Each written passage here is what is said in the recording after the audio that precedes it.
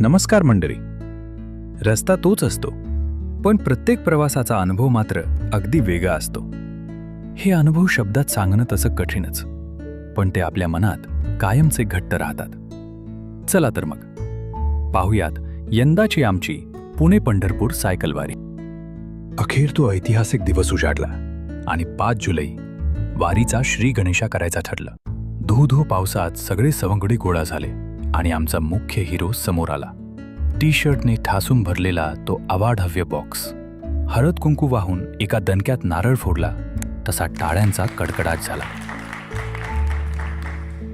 आता वारीच्या आधी ग्रुप फोटो तर हवाच. मग काय, फोटोसाठी झाली एकच गर्दी. अखेरच्या टप्प्यात वारीचं एकदम कडक प्लॅनिंग करणाऱ्या आपल्या लखपती पाटील सरांना मानाचं श्रीफळ देण्यात आलं. पहाटेचे ठीक 2:30 वाजले होते.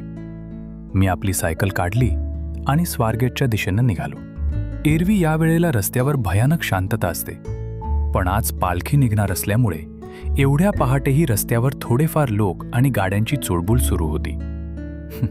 जणू ही मंडळीसुद्धा माझ्यासारखीच लवकर निजे आणि लवकर वारीला उठे असा संकल्प करून बाहेर पडली असावीत. जसं जसं स्वारगेट जवळ यायला लागलं तसतशी रस्त्यावर माणसांची गर्दी हळूहळू वाढू लागली. अगदी वेळेवर आपला प्रतीक तिथे आधीच येऊन थांबला होता. आता वेड लागले होते ते चैतन्यचे. मी त्याचीच वाट पाहत होतो, कारण वारीतल्या त्या तुफान गर्दीतून मस्त वाट काढत दरवर्षी तोच मला त्या गर्दीतून सुखरूप देवाच्या चरणाशी नेतो. त्यामुळे तो आल्याशिवाय आमचं गाडं पुढे सरकणार नव्हतं. रस्त्यावरून छोट्या मोठ्या दिंड्यांचं येणं जाणं अखंड सुरूच होतं. तेवढ्यात मी जे पाहिलं ते पाहून मी खरोखरच अवाक झालो. चक्क पारंपरिक तुळशीच्या वृंदावनाची जागा आता एका साऊंड बॉक्सनं घेतली होती. एका माऊलीनं तो साऊंड बॉक्स चक्क हातानं न धरता डोक्यावर असा काही भारी बॅलन्स करून चालवला होता की मी डोळे भरून पाहतच राहिलो. तेवढ्यात चैतन्याचा फोन आला. अरे, मी तर केव्हाच पुढे निघून आलोय. त्या दिंड्यांच्या गर्दीत बहुधा तुमचं लक्षच गेलं नाही. हे ऐकल्यावर मग आम्ही स्वारगेट सोडून गर्दीत हरवलेल्या आमच्या या शोधाशोध मोहिमेसाठी पुढे निघालो. शेवटी आमचा मिसिंग चैतन्य सापडला आणि आम्ही लगेच त्याच्या मागोमाग निघालो. याला गर्दीतले शॉर्टकट बरोबर माहीत असल्यामुळे त्यानं आम्हाला थेट संत ज्ञानेश्वर माऊलींच्या पालखीजवळ नेलं.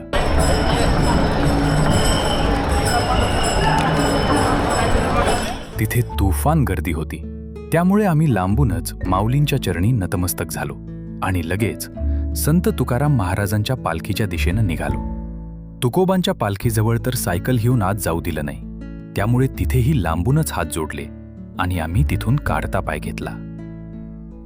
आधीच बराच उशीर झाला होता आणि हडपसरला पुढची सगळी मंडळी आमची वाट पाहत होती. सर्वात महत्त्वाचं म्हणजे आमच्या पाठीवरचं ओझं आम्हाला सपोर्ट व्हॅनमध्ये ठेवायचं होतं, त्यामुळे आता उशीर करून चालणार नव्हतं. एक बाजूला दिंड्यांची गर्दी आणि दुसऱ्या बाजूला त्यांच्या ट्रकच्या लांबच लांब लाईनी.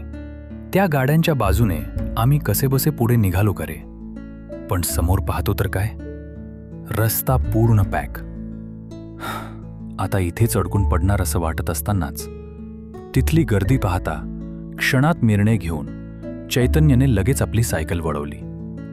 आम्हीही त्याच्या मागोमाग निघालो. काय आश्चर्य, तो गर्दीचा परिसर मागे सुटला आणि एका शांत रस्त्यावरून आम्ही तिघेच सायकल चालवत पुढे निघालो. काही वेळातच आम्ही पुन्हा मेन रोडला आलो.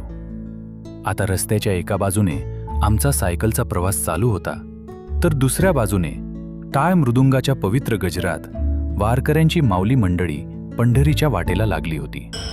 तो भक्तिमय नाद ऐकत ऐकत आमचा प्रवास सुसाट चालू आहे.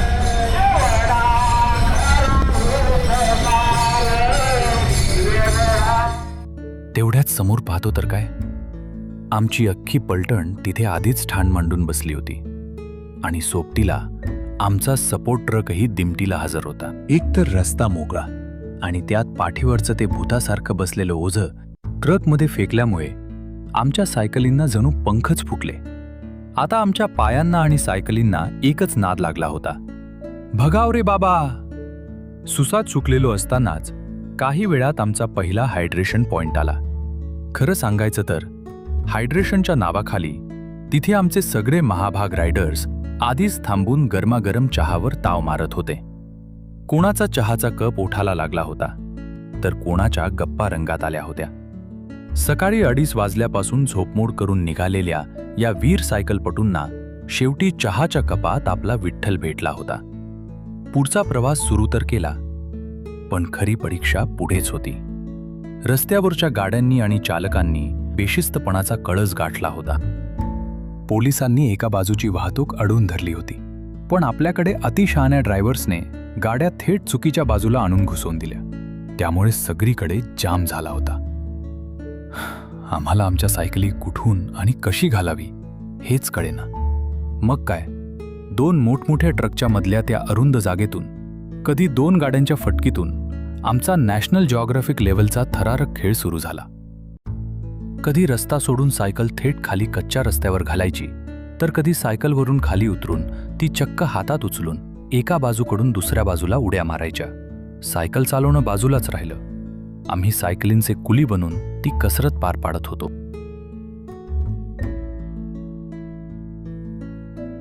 त्या ट्रॅफिकच्या चक्रव्यूहातून एकदाच बाहेर पडलो आणि शेवटी एकदाचा मोकळा रस्ता मिळाला. समोरची एक बाजू पूर्ण बंदच होती, पण आमची बाजू मोकळी असल्यामुळे आम्ही सायकली सुसाट पळवायला सुरुवात केली. त्या काळोख्या रात्रीच्या अंधारात आमच्या सायकलींच्या मागे लावलेल्या इंडिकेटर लाईट्स जणू रस्त्यावर धावणाऱ्या चमकत्या काजव्यांसारख्या दिसत होत्या.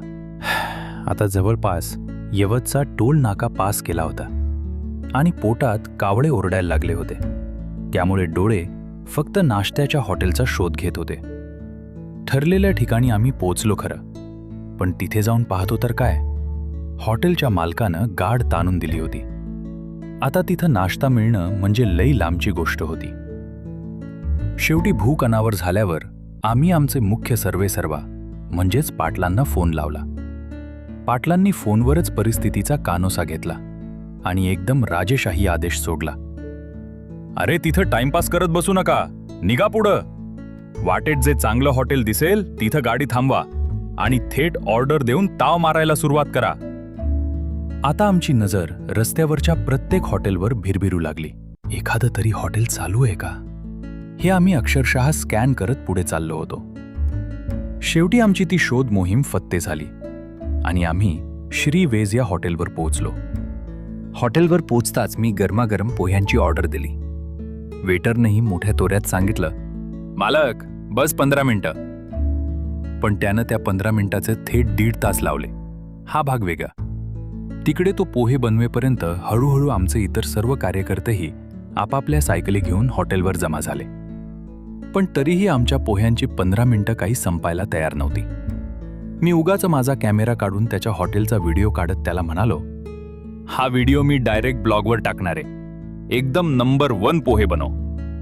माझं उगाच त्याला लोणी लावायची काम सुरू होतं. सगळी गँग गोळा झाली, पण पोह्यांचा पत्ता नव्हता.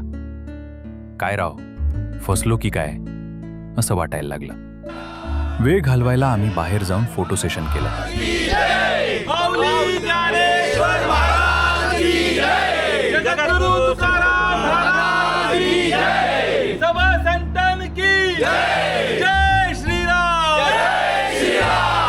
जोरात घोषणा दिल्या, पण डोक्यात आणि पोटात फक्त पोहेच नाचत होते.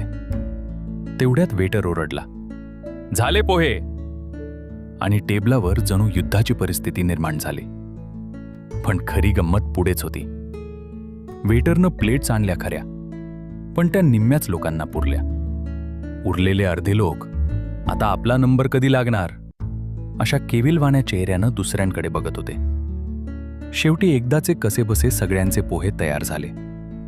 पण त्यानं पोहे बनवले होते एकदम लाजवाब. चव एकदम भारी आणि क्वांटिटी सुद्धा भरपूर होती. गरमागरम पोह्यांवर ताव मारल्या मारल्या तो 1.5 तासाचा सगळा ताण आणि थकवा एकदम पळून गेला. पण या पोह्यांनी आमच्या ग्रुपमध्ये भारीच खोडा घातला. ज्यांना पोहे आधी मिळाले त्यांनी लवकर खाऊन घेतलं आणि सायकली सुसाट पळवल्या. बिचारे उशिरा पोहे मिळालेले तिथेच रेंगाळले आणि त्यांची राईड उशिरा सुरू झाली. मी आणि पाटील सर सोबतच निघालो. रस्ता मोकळा, पोट भरलेलं. मग काय, आमची सेल्फी व्हिडिओची हौस सुरू झाली. व्हिडिओ काढत आणि गप्पा मारत आम्ही पुढे सुसाट निघालो.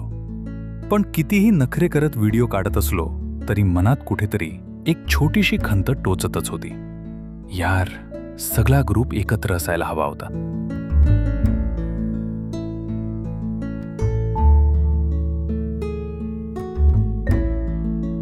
जवळपास 8:30 वाजून गेले होते आणि पाटसचा टोल नाका मागे टाकून आमचा प्रवास पुढे सुरू झाला. मी माझ्या नेहमीच्या वेगात पॅडल मारत व्हिडिओ काढत पुढे जायचा माझा कार्यक्रम चालूच होता. पाटसनंतर लागणाऱ्या चढणीवर सगळे सायकलिस्ट हळू होतील आणि मग मी आरामात एक ग्रुप व्हिडिओ काढूया भ्रमात होतो. पण कसला काय? चढ आला काय आणि गेला काय? पुढे गेलेले वारकरी चढावरही असे काही सुसाट पुढे गेले की विचारता सोय नाही. त्या कुरकुंबच्या कंपन्या आणि इंडस्ट्रीज पाहत माझा एकट्याचाच प्रवास सुरू होता. पण हा रस्ता माझ्या अगदी चांगल्या ओळखीचा होता. रस्ता ओळखीचा असला की जुन्या आठवणी आपोआप गर्दी करतात. याच रस्त्यावर मागच्या वारीत आम्ही कितीतरी ग्रुप व्हिडिओ काढले होते. खूप धमाल केली होती. आणि एवढ्यात प्रवासाला एक नवा ट्विस्ट मिळाला. रायडर्सच्या सायकली पंक्चर व्हायला सुरुवात झाली. यात पहिला बळी ठरला संतोष. बिचाऱ्या संतोषची सायकल पंक्चर झाली होती आणि प्रतीक तिथे अगदी देव माणसासारखा धावून येऊन त्याला मदत करत होता. जरी सगळा ग्रुप एकत्र नसला तरी रस्त्यात जो भेटेल त्याच्यासोबत छोटे छोटे व्हिडिओ काढायचा माझा कार्यक्रम मी चालूच ठेवला. शेवटी या आठवणीच तर गोळा करायच्या असतात. आज ना उद्या, काही वर्षांनी हेच व्हिडिओमधील रायडर्स निवांतपणे यूट्यूबवर स्वतःला पाहते आणि कॉलर ताठ करून इतरांना सांगतील, हे बघ, आम्ही असे सुसाट गेलो होतो सायकली घेऊन. सायकल प्रवास असतोच एवढा मजेशीर. ज्यानं स्वतः पॅडल मारलंय त्यालाच ही मजा ठाऊक असते. वाटेत भेटणाऱ्या प्रत्येकासोबत मस्त गप्पा मारत खिदळत माझं अंतर कापणं चालू होतं. अशा प्रवासात गप्पांच्या ओघात वेळ कसा निघून जातो आणि किलोमीटर मागच्या मागे कधी सुटतात हे खरंच कळत नाही. आता जवळपास 10 वाजत आले होते आणि आम्ही भिगवणचा तो मोठा ब्रिज पार करत पुढे चाललो होतो. मनात एकच फिक्स होतं, हा ब्रिज संपला की लगेच एक छोटासा मस्त ब्रेक घ्यायचा. वाटेत आमचा सपोर्ट टेम्पो उभा होता. आम्ही लगेच सायकली बाजूला लावल्या आणि सगळे निवांत झालो. ज्यांच्या बॉटल रिकाम्या झाल्या होत्या ते पाणी भरण्याच्या गडबडीत होते. काही जणांनी मस्त रसाळ संत्री काढली आणि त्यांचे डोळे मिटून आस्वाद घेणं सुरू झालं. उरलेले सगळे नेहमीप्रमाणे एका घोडक्यात जमले आणि तिथेच गप्पांची मैफल आणि खिदळण्याचा कार्यक्रम सुरू केला होता. इकडे अजून एका रायडरची सायकल पंक्चर झाली आणि आमची दुसरी विकेट डाऊन झाली.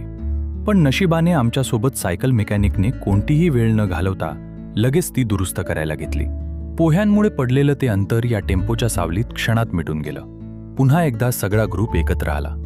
खांद्यावर हात ठेवून एक कडक फोटो झाला आणि आमच्या घोषणांनी तो संपूर्ण परिसर धनानंद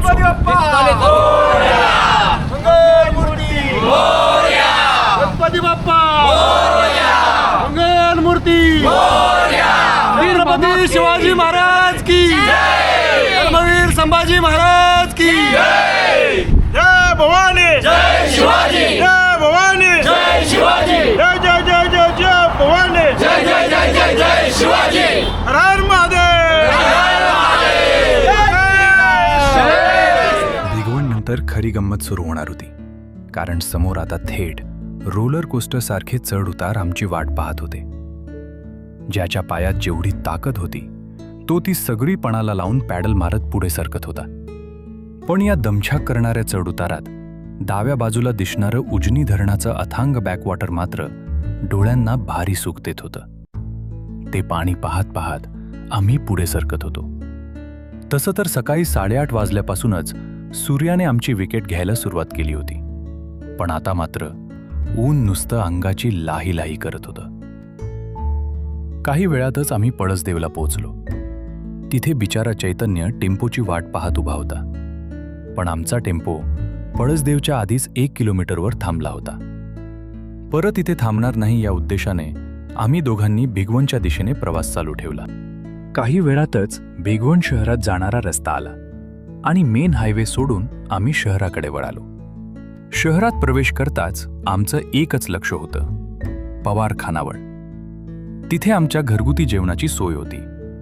गुगल मॅपच्या मदतीने आम्ही खानावळ गाठली. पवार खानावळीतलं ते जेवण एकदम अस्सल घरगुती होतं. पण त्या मटकीच्या भाजीने मात्र डोळ्यातून आणि कानातून एकदम धूरच काढला.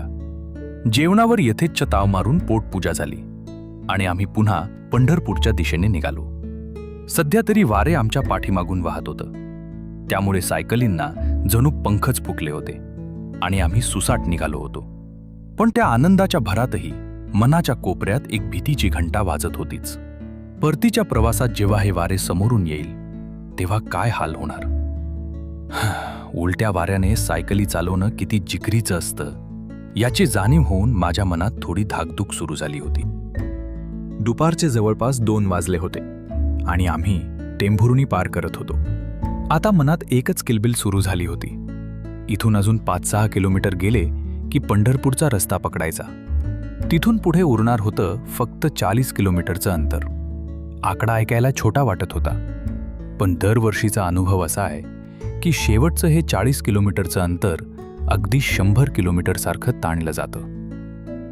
सकाळीच आम्हाला बाय बाय करून हवेत गायब झालेले आमचे पवार सर अचानक वाटेत प्रकट झाले. हरवलेला मणी गवसल्यासारखं मी त्यांना पुन्हा माझ्याबरोबर घेतलं. मग काय, आमची जुनी जाणती 2 मॅन आर्मी रिलॉन्च झाली आणि आम्ही रस्ता कापायला लागलो.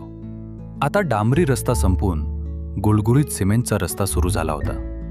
त्यामुळे सायकलीला नकळत थोडा स्पीड मिळाला, पण तो स्पीड फक्त नावापुरताच होता, कारण पायातली ताकद आधीच कमी झाली होती. तरीही त्या मिळालेल्या गतीच्या नादात मी पुढे निघालो आणि पवार सर कधी मागे राहिले हे माझं मलाच कळलं नाही. शेवटी संध्याकाळी जवळपास 5च्या सुमारास मी तुकाराम बाबा खेडलेकर आश्रमात पोचलो. काही इमर्जन्सी कॉलमुळे मला लगेच परत जावं लागणार होतं. मग काय, मिळालेल्या वेळेचा पुरेपूर फायदा उठवला. सायकल हवेत उचलून वेगवेगळ्या स्टाईलमध्ये इन्स्टा फ्रेंडली फोटोज काढले. शेवटी विठ्ठलाला नमस्कार केला आणि आम्ही 2 ते 3 जणांनी पंढरपूरचा रस्ता धरला. पुलावरून वारे एवढे जोरात वाहत होतं की सायकल पूर्ण बाजूला खेचली जात होती. वाटेत बसस्टँडला पुण्याला जायच्या बसची खात्री केली. तिथून लगेच आम्ही रूम गाठली. तिथे फ्रेश झालो आणि पंढरपूरच्या अथांग गर्दीतून वाट काढत काढत शेवटी श्री संत नामदेव पायरी मंदिरापाशी येऊन थांबलो. तिथे फोटोग्राफी करून ते फोटो स्टेटसवर ठेवले आणि पुणे पंढरपूर वारी सुखरूप पार पडली असा संदेश सोशल मीडियावर व्हायरल केला. तिथे जास्त वेळ न घालवता लगेचच आम्ही एकामागून एकाने जाऊन विठुरायाचं मुखदर्शन घेतलं. प्रवासाचं सार्थक झाल्याचं ते समाधान चेहऱ्यावर घेऊन आम्ही थेट बसस्टँडच्या दिशेनं सायकली वळवल्या. पहिल्यांदाच मी परतीचा प्रवास सायकलऐवजी बसनं करणार होतो. पण खरी काळजी तर सायकलीची होती. सायकल एसटीच्या डिकीमध्ये कोंबून ठेवायची हा विचार मनात येताच काळजात धडधड वाढली होती. पांडुरंगाच्याच आशीर्वादानं आमचा परतीचा प्रवास अत्यंत सुखरूपपणे पार पडला. शेवटी 1:15 वाजता आमची बस पुण्यात पोहोचली आणि एका मोठ्या प्रवासाची सांगता झाली.